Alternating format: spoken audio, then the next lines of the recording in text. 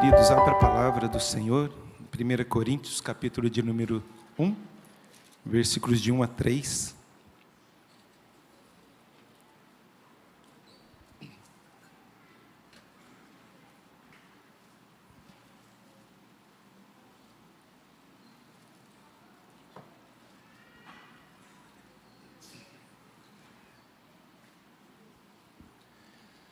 Diz assim a palavra do Senhor: Paulo, chamado pela vontade de Deus para ser apóstolo de Jesus Cristo, e o irmão Sóstenes, a igreja de Deus que está em Corinto, aos santificados em Cristo Jesus, chamados para ser santos, com todos os que em todo lugar invocam o nome do Senhor Jesus Cristo, Senhor deles e nosso.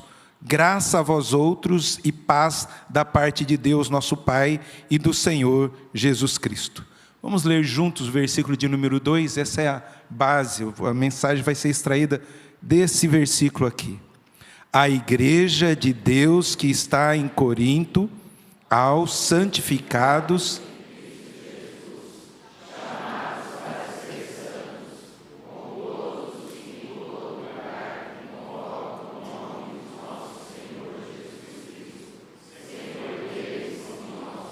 amém. Vamos orar. Senhor, nós te louvamos e te agradecemos por esse momento precioso. Fale ao coração da tua igreja, que o teu Santo Espírito ilumine o nosso entendimento. Aquilo que o Senhor já ministrou ao meu coração, ministra ao coração da tua igreja também.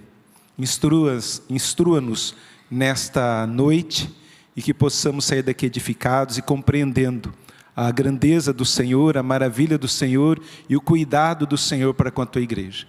Nós oramos assim em nome de Jesus, o nosso Salvador. Amém.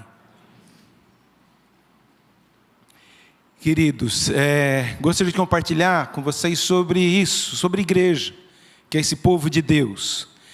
Só que, por causa da nossa falta de compreensão, o que é igreja, nós começamos a ter algumas complicações, e por causa disso tem surgido um novo grupo de pessoas que nós denominamos desigrejados. Muitos desses desigrejados são por falta de conhecimento do que é igreja. Porque se eles conhecessem o que é igreja, saberia que aquilo que tanto os afasta, não era o motivo de afastar, pelo contrário, deles estarem presentes e ser instrumento de Deus para abençoar outras vidas. Há vários livros que falam sobre isso, sobre os desigrejados. O pastor Ricardo Agreste tem um livro, Igreja, Tô Fora, falando dos problemas da igreja, porque há os desigrejados. Nelson Bonmilker, um grande compositor de música evangélica, não gospel, pastor também, que começou a comunidade de raízes, ele escreve um livro também, assustado com esse fenômeno de desigrejados. E os sem igreja. E ele elenca ali vários motivos por que as pessoas se tornam desigrejadas. E dentro de vários, eu escolhi 3 aqui para compartilhar com vocês. O primeiro grupo de pessoas são os desencantados. Pessoas que se achegam à igreja pensando que a igreja é uma igreja perfeita, e porque penso que a igreja é perfeita, começa a ver as falhas da organização, começa a ver as falhas dos líderes, e esperam ser atendidos como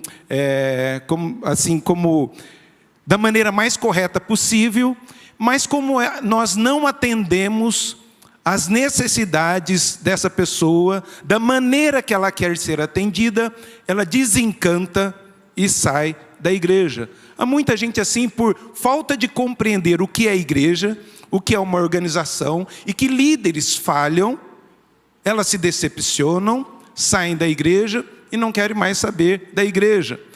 Um outro grupo, grande também, são os machucados. Igreja machuca. Igreja cria feridas, e nós vemos isso.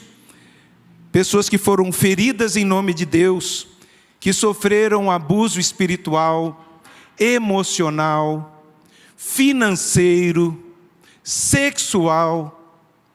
E isso cria dessas pessoas até uma oserija, um asco. Pronto. um asco de quando se fala sobre igreja. Eu não quero saber de igreja. Porque igreja é esse povo desse jeito, que explora, que pisa, que machuca, que não se importa. Então essas pessoas se decepcionam, se tornam desigrejados. Há um outro grupo também, muito grande, que são os consumistas. Pessoas que não param a igreja e querem e não se comprometem com a igreja, mas querem usufruir das coisas da igreja. O que essa igreja tem para me oferecer para eu permanecer aqui?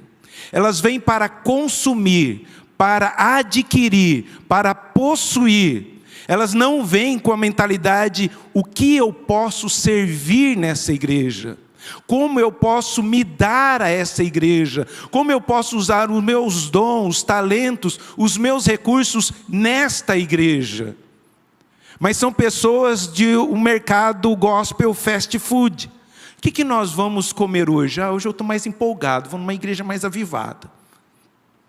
Está fazendo falta, né, uma teologia, eu vou numa igreja mais bíblica.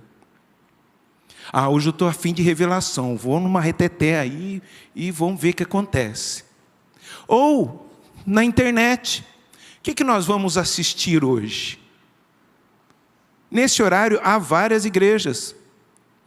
Será que os irmãos aqui que não puderam vir estão ali assistindo a nossa igreja?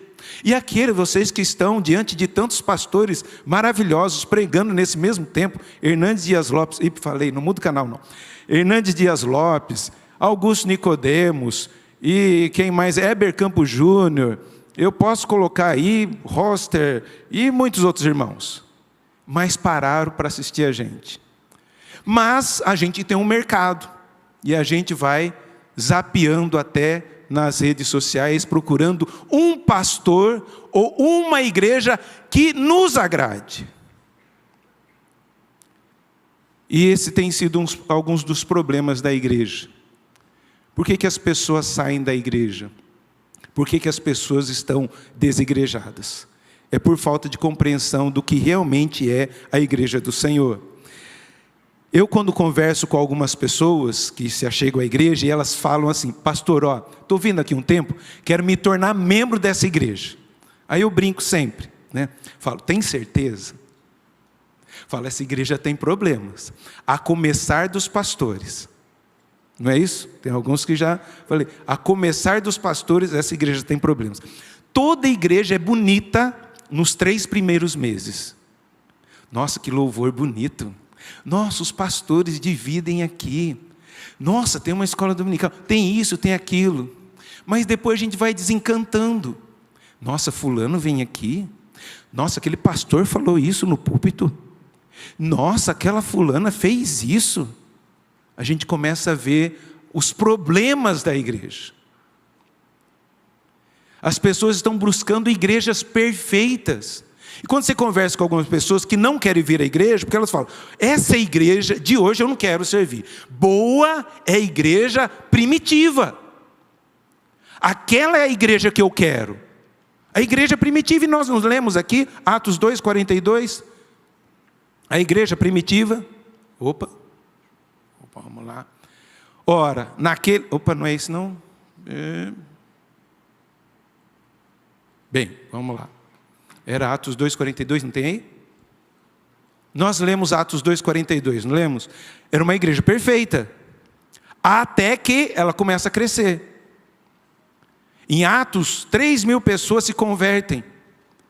E tinham tudo em comum. Mas logo em seguida, no capítulo 5 já tem um problema, hipocrisia. Os irmãos, para mostrar que eram mais espirituais, eles venderam um terreno, mas depois eles ocultaram parte desse dinheiro e deram outra parte falando, vocês venderam tudo? Não, vendemos sim tudo, mas não, o Espírito Santo já tinha mostrado a Pedro que eles não tinham vendido tudo. E Pedro fala, por que vocês permitiram que o diabo enchesse o coração de vocês de mentira? Gente que querer mostrar uma espiritualidade, estava vivendo de hipocrisia dentro da igreja primitiva. No capítulo 6, multiplicando. A igreja que cresce, toda igreja que cresce tem problemas. E aleluia pelos problemas que nós temos aqui na igreja. Quando a igreja cresce, acontece o quê? Murmuração. Está esquecendo fulano e está só atendendo mais os outros ali. A gente vê, ora, naqueles dias, multiplicando-se o número dos discípulos, houve murmuração dos helenistas, os judeus de fala grega, com os judeus mesmo nascidos ali em Israel. Parece que estava tendo uma preferência. E a murmuração na igreja. A igreja primitiva. É essa igreja que você quer? A igreja primitiva? Ah, mas as cartas das igrejas, que coisas maravilhosas, que coisas lindas. Mas olha só como eram essas igrejas do Novo Testamento. A igreja da Galácia, uma religiosidade, um legalismo, um judaísmo. Eles queriam que primeiro você se tornasse judeu, para depois se batizar. Você tinha que se circuncidar primeiro. Vamos ter a fila aqui da circuncisão, depois você se batiza aqui. Um caos estava virando dentro da igreja. A igreja primitiva. Nós vemos também a igreja de Filipos, falsos mestres entrando dentro da igreja. Briga entre as irmãs da SAF, Trifesa e Trifosa, brigando ali, complicado a coisa. Gente avarenta, e Paulo tem que escrever para consertar o problema dentro da igreja. As cartas foram escritas para corrigir problemas dentro delas. Colossos, falsos mestres, legalismo, misticismo. Paulo tem que orientar essa igreja. E a pior de todas, vocês sabem qual é, né? Panelinha. Gente, tinha panelinha na igreja primitiva. Uma pessoa colocou: nossa, igreja não sei o quê, e cheio de panelinhas, por isso que não vou mais. Igreja tem panelinha. Desde a igreja lá de Corinto, tem panelinha. Conflitos, irmão levando o outro irmão ao tribunal. Imoralidade, moralidade tal, que nem se menciona lá fora da igreja. Idolatria. E muitas outras coisas que a gente poderia enumerar. A pior dessas são a igreja dos corintianos, que viviam ali em Corinto. Gente, eu estou lendo o texto. Se você está levando para o outro lado, é coisa sua. Verde é cor da igreja presbiteriana do Brasil. Pode ver, os símbolos todos são verdes. Não pense em outra coisa. Nós vemos o quê? Que essas igrejas eram imperfeitas. Logo, se você algum dia encontrar uma igreja perfeita, por favor, não participe dela. Você vai estragá-la. O dia que você encontrar uma igreja perfeita, não vá lá, você vai estragar. Por quê? Igrejas perfeitas não existem. É por isso que as pessoas desencantam com a igreja, por isso que as pessoas se machucam com a igreja, por isso que as pessoas deixam de vir à igreja, não quer mais participar dessa reunião, essa família da fé. Por quê? Por uma falsa compreensão do que é igreja do Senhor Jesus. Tem muita gente fora da igreja, porque não encontraram a igreja que sonharam. Por quê? Porque não existe igreja perfeita. Será que a IPL é perfeita? Como eu disse, não, isso mesmo. Não é, aprendeu. Né? Não é perfeita. Porque é feita de pecadores como eu, como você. Mas Deus nos dá uma ajuda. E nesse texto eu gostaria de compartilhar com vocês sobre isso. O que é essa igreja que é separado para Deus e por Deus? Como que nós podemos ter uma noção bíblica correta do que é a igreja do Senhor nosso Deus? E ele vai falar, a igreja de Deus que está em Corinto. O apóstolo Paulo vai escrever essa carta aqui, porque ouviu da irmã Cloe, que foi visitá-lo em Éfeso, dos problemas que estavam acontecendo na igreja. Paulo ficou em Corinto 1 ano e meio, um pouco mais de 1 ano e meio, pregando, discipulando, instruindo essa igreja. Saiu dali e foi para outros campos missionários estabelecer igrejas. E nessas caminhadas ele recebe notícias. Já tinha enviado uma carta para a igreja anteriormente, que a gente não sabe se perdeu essa carta, porque ele fala, sobre o que vocês falaram na carta anterior, a gente não tem essa carta anterior. Mas Paulo já tinha escrito uma carta a respeito de coisas de casamento, de relacionamento ali conjugal, e agora vai falar sobre problemas piores que estavam acontecendo da igreja. Por isso o apóstolo Paulo escreve essa carta, para corrigir os problemas e defeitos dessa igreja. Apesar dos defeitos, dos problemas, das lutas, dos pecados dessa igreja, como que Deus a trata? E nós vemos aqui no primeiro ponto. A igreja é de Deus. A igreja de Deus que está em Corinto. A igreja não é minha, a igreja não é sua, a igreja não são dos presbíteros, a igreja não é do grupo fundador da igreja, a família tradicional da igreja. A igreja não é do que dá mais dízimo aqui. A igreja é de Deus. É Ele que comprou com o seu sangue, é Ele que selou com o seu Santo Espírito, é Ele quem nos resgatou, é Ele quem nos trouxe. Logo, a igreja não é de uma instituição, a igreja é de Deus, porque Ele a comprou. É isso que eu tenho que compreender. Apesar das minhas falhas, tanta gente melhor do que eu, mas Deus foi lá e me resgatou, me trouxe aqui, e eu faço parte da igreja de Deus. Louvado seja Deus por isso, queridos. Que bênção saber que a igreja é de Deus. Corinto é uma igreja real, com problemas reais, como a nossa. Mas essa igreja, apesar dos seus defeitos, da sua problemática, apesar de nós, a igreja é de Deus. Por isso devemos lembrar sempre de quem que é a igreja. E Deus instrui a sua igreja. Paulo escreve a carta de Corinto para instruir o que é ser igreja. E é importante para eu e você lermos e relermos essa carta para compreendermos o que é ser igreja de Deus. Que você faz parte dessa igreja. A igreja de Corinto é um alerta para nós sermos mais tolerantes com as igrejas que pensam diferente da gente. E que a gente acha que por causa da nossa teologia, por causa dos nossos hinos, por causa da nossa tradição, nós somos mais evangélicos do que os outros. Começamos a medir os outros não pela realmente fé bíblica. Claro que nós devemos combater as heresias. A igreja que diz que Jesus Cristo não é Deus é heresia.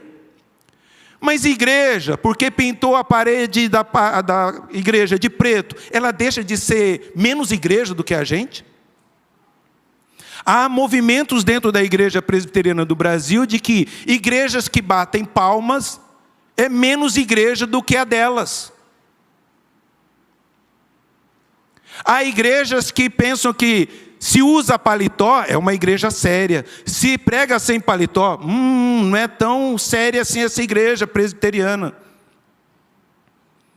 Há igrejas medindo a pureza da igreja, se as crianças saem ou não do culto.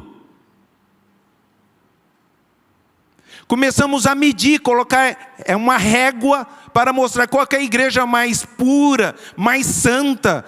Começamos a ser legalistas com muitas coisas. Paletó não prega. Parede não prega. Que nós possamos compreender e parar de medir os outros, porque são mais fervorosos, ou porque são muito mais sérios. Sorveterianos. A gente começa a medir e começamos a desfazer de outros por causa da nossa visão que temos da igreja. A igreja de Corinto, apesar dos problemas, é chamada igreja de Deus. A igreja de Deus porque Deus comprou com o seu sangue. A igreja sim, que tem certos problemas, mas ali dentro, há irmãos e irmãs sérios, que oram, que se dedicam. A gente fala, mas como que Deus pode abençoar aquela igreja? Tanto problema acontecendo lá, é que tem gente fiel ali dentro. Tem gente que dobra o joelho ali dentro. E é chamada igreja de Deus. Deus fala às 7 igrejas do Apocalipse. cada uma com seus problemas, mas é a igreja de Deus. Ele chama a correção, e é o que nós estamos fazendo aqui, chamando a correção. Tem que consertar para caminhar de acordo com a vontade de Deus. Então, essa igreja, que é um povo separado por Deus e para Deus, é a igreja de Deus, porque Deus nos comprou. Deus não comprou uma placa, Deus comprou um povo, que Ele ama, e os resgatou, para que possa render glórias ao seu nome. Segunda lição que a gente aprende aqui, queridos, que além da igreja ser de Deus, a igreja ela é santificada, separada. Daí que eu tirei o tema da nossa mensagem. Aos santificados em Cristo Jesus, chamados para ser santos. Que bênção isso! O que é a igreja de Deus? O que distingue a igreja de outras organizações? Igreja significa assembleia. Igreja significa sair para fora e se reunir em assembleia. Sair de um lugar e se reunir com outras pessoas para juntos adorar a Deus. O que distingue a nossa igreja, a igreja de Deus, de outras organizações, é que ela é de Deus e que ela é santa. O Rotary pode se reunir, mas ali não é igreja de Deus. Ali é um grupo que quer fazer coisas para ajudar outras pessoas. Mas não é igreja de Deus. Nós estamos reunidos aqui em nome de Deus, em assembleia de Deus, para glorificar ao Senhor. E parece que Paulo está redundante aqui. Aos santificados em Cristo Jesus, chamado para ser santo. Mas já é santificado, depois chamado para ser santo. Mas é isso mesmo. Santificação é um status, uma posição. Eu fui santificado, é um ato que aconteceu lá atrás, mas que acompanha a minha vida toda. É um ato de Deus sobre a minha vida. Logo eu sou santificado pela obra de Cristo na cruz, por ser selado pelo Espírito Santo. Santificação é um status. E chamado para ser santo, já que você foi santificado, você foi salvo, você foi agraciado por esse Deus, viva de acordo com esse chamado, viva parecendo com o seu Pai, com aquele que te resgatou. Já é um processo, que eu colaboro nesse processo. O status é definido e Deus agiu em minha vida. Agora, eu sou chamado para viver em santidade, glorificar a Deus com a minha vida, com as minhas palavras, com as minhas atitudes. É uma igreja santificada, chamada para ser santa. Status e processo. Nós estamos revestidos pela justificação, pela santificação de Cristo Jesus.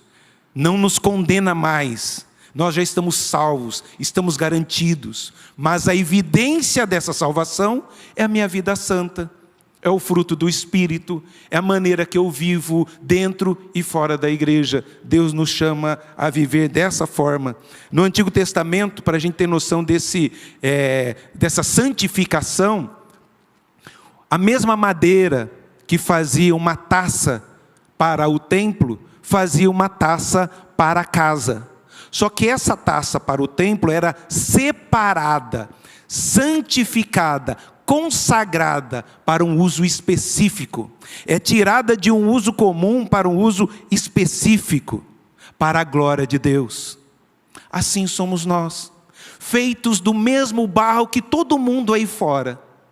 Mas Deus nos separou, nos santificou, nos consagrou para a sua glória. É obra de Deus em nós. Já que Ele me separou, já que Ele me consagrou, eu quero honrá-lo com a minha vida, com as minhas palavras, com as minhas atitudes, com a minha adoração, com o meu louvor, com meus dons, com os talentos, aquilo que Deus tem me dado. O sentido de santificado, nós temos que compreender isso, esse status de santificados e chamados para ser santos. O status de santo tem a ver com o que Cristo fez. O processo de ser santo tem a ver com o que nós fazemos no nosso dia a dia diante do Senhor. Na carta fica, se você ler a carta aos Coríntios, fica muito evidente que essa igreja que brigava uns com os outros tinha partido. Eu sou de Paulo, eu sou de Pedro, eu sou de Apolo, e tinha os mais espirituais que diziam, eu sou de Jesus. E na igreja tem umas coisas assim, eu gosto mais do pastor Vladimir, fica aqui comigo. Eu gosto mais do pastor Anderson, meus irmãos, preciso dizer um negócio para vocês, pastor Leandro é mais difícil aí. Mas enfim, cada um tem suas preferências, tem um jeito, nós temos jeitos diferentes, e somos povo de Deus. O problema é quando isso começa a acontecer divisão dentro da igreja, e que não pode ter o que Paulo fala. Um planta, outro rega, mas quem dá o crescimento é o Senhor. Que Paulo repreende a igreja para não haver partidarismo. Enfim, havia sérios problemas espirituais, litúrgicos, sociais dentro dessa igreja. Apesar de tudo isso, Paulo o chama de igreja de santos. Uma igreja santificada. Uma igreja chamada para ser santo. Olha só o texto que nós lemos também na nossa contrição. Olha que Paulo, como discipulou eles, ele sabia quem eles eram. Ora, não sabeis que os injustos não herdarão o reino de Deus? Não vos enganeis, nem impuros, nem idólatras, nem adúlteros, nem efeminados, nem sodomitas, nem ladrões, nem avarentos, nem bêbados, nem maldizentes, nem roubadores herdarão o reino de Deus. Vocês eram assim. Tais fostes alguns de vós. Mas o que ele fala? Mas vós vos lavastes. Mas fostes santificados. Mas fostes justificados em nome do Senhor Jesus Cristo e no Espírito do nosso Deus. Nós fomos lavados, nós fomos santificados e nós fomos justificados. Uma ação passiva nossa é a ação de Deus sobre nós. Nós somos justos, considerados justos diante do tribunal de Deus. Nada nos condenará. Somos santificados. O Espírito Santo nos cela. Somos santificados pelo sangue de Jesus. Fomos lavados pelo sangue de Jesus. Tais fostes alguns de vós. Todo mundo aqui tem que ser ex-alguma coisa. Ex-malandro, ex-idólatra, ex-religioso, ex-adúltero, ex-beberrão, porque Deus faz novas todas as coisas. Eu era, mas Deus me fez novo. Por isso eu tenho que andar em santidade. Mas vocês foram santificados. Por isso, a igreja de Deus é uma igreja santa, não por causa de nós, mas por causa de Cristo. Paulo escreve isso, a igreja, parafraseando aqui, a igreja não pode ser simplesmente vista a partir do que seus membros fazem, mas a partir do que Cristo faz por ela. É o que Cristo faz com a sua igreja, Ele a santifica. Por isso que Ele deu a sua vida e resgatou uma igreja santa, pura, para apresentar diante de Deus uma noiva, uma igreja pura, santa, sem mácula, sem rugas. No dia das bodas do Cordeiro, nós, igreja, vamos entrar. Vai tocar as trombetas, e todo mundo esperando abrir a porta para a noiva entrar. E nós vamos entrar. Uma igreja linda, maravilhosa, sem rugas. Você lembra o dia do casamento? Seu casamento? Que dia? Eu lembro. Estava na frente, tem a filmagem, esperando a Bilu entrar. E ela tocou a música e abriu a porta. E que linda. O pastor Jonas disse, ela estava com uma coroa, uma tiara grande. Hoje você entra como uma princesa, mas vai sair como uma rainha. Gente, que maravilha. Glória a Deus por isso. porque é linda, muda tudo, e nós vamos ser essa igreja, sem manchas, sem rugas, sem mácula. Vai tocar as trombetas, o Senhor vai descer e nós vamos encontrar com Ele nos ares. Essa é a simbologia do casamento. Por isso que o noivo fica no altar. A noiva vem e os dois se encontram no meio, mostrando esse glorioso dia em que nós vamos nos encontrar nos ares e vamos estar para sempre com o Senhor. Essa é a igreja, apesar de nós, sem mancha, sem rugas, ataviada como noiva para o nosso Senhor. Uma igreja jamais alcançará aqui na terra plena pureza em suas ações. Apesar disso, Paulo ensina que os crentes foram chamados para ser santos. Se você está esperando uma igreja perfeita aqui, não. Mas uma igreja que quer crescer na graça e no conhecimento do Senhor. E por último, essa igreja que o Senhor separa é uma igreja, é uma família. Eu ia colocar um termo, tá? Eu ia colocar uma família universal ou uma família católica. Por quê? Porque o texto diz: com todos os que em todo lugar invocam o nome do nosso Senhor Jesus Cristo, Senhor deles e nosso. Porque a igreja do Senhor Jesus não está apenas ali em Corinto, não está apenas aqui em Limeira, mas está espalhada nesse universo, nessa igreja universal na face da terra. Nesse mesmo horário, há muitas igrejas, em muitos lugares, louvando, engrandecendo, exaltando ao Senhor, Senhor deles e Senhor nosso. Logo, se a igreja é de Deus, é Ele quem santifica, essa igreja está em adoração, é uma família universal ou católico. Católico significa universal, essa igreja que está em toda parte. A gente chama de igreja triunfante e igreja militante. A igreja militante tem localidade, tem lugar, está espalhado na face da terra. E tem a igreja triunfante. Quem faz parte da igreja triunfante? Todos os que já morreram, aqueles que creem e aqueles que já estão na glória eterna. E nós vamos continuar triunfando como igreja. As portas do inferno não prevalecerão contra a igreja. Não é o inferno querendo bater na porta da igreja, arrombar a igreja, não. É a igreja que vai arrombar a porta do inferno, saquear vidas de lá e trazer para a glória do Senhor. É essa igreja triunfante. E nós vamos triunfar, apesar das lutas, perseguições, dos mandos e desmandos, dos escândalos. A igreja do Senhor Jesus é mais que vencedora. Apesar dos seus defeitos.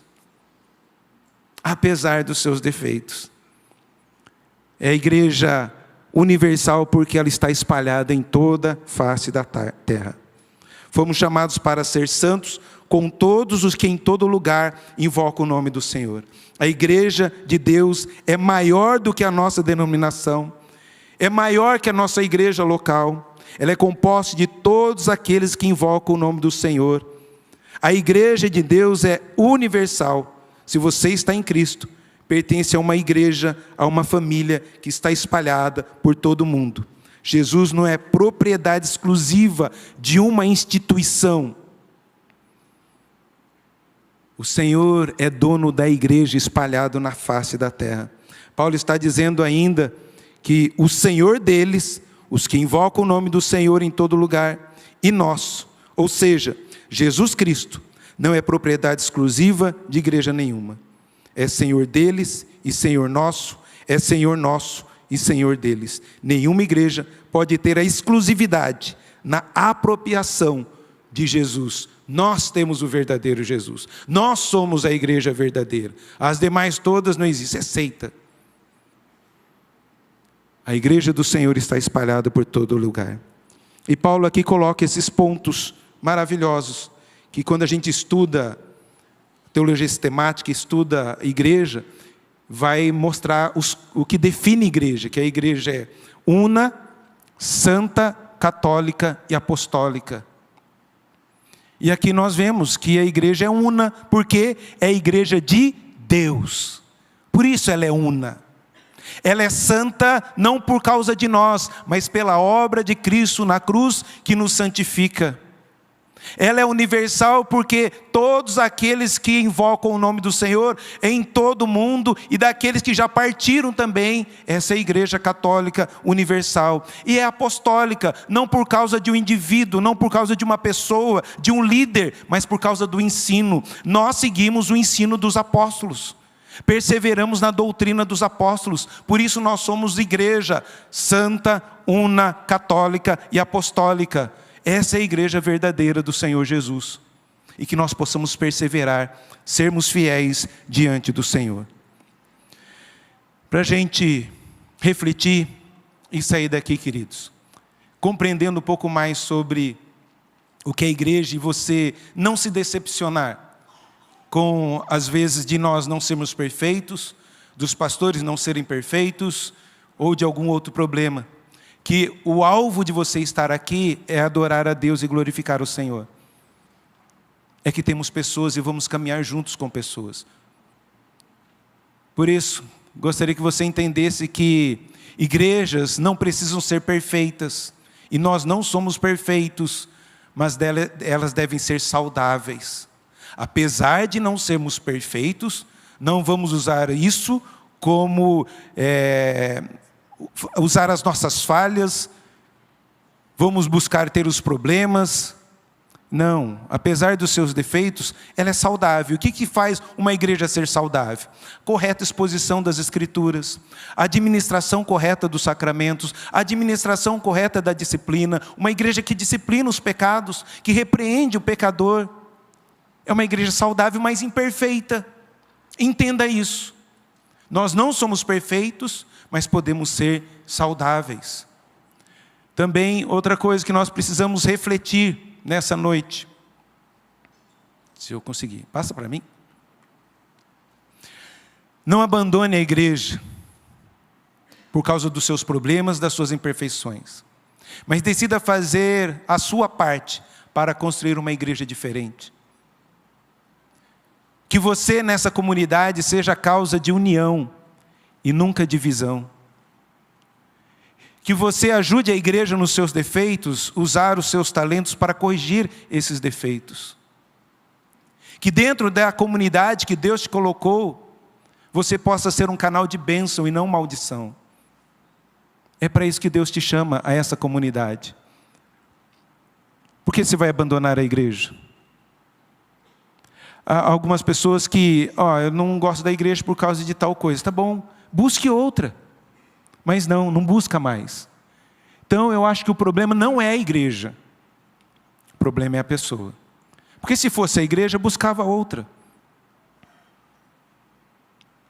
Por isso, não abandone a igreja, querido. Ajude a igreja a crescer, prosperar e glorificar o nome do Senhor. A igreja não é um lugar de pessoas perfeitas, mas de pessoas em transformação. Acho que em toda igreja devia ter uma placa lá na frente, em reforma. Todos nós estamos em reforma. Não tem ninguém perfeito aqui.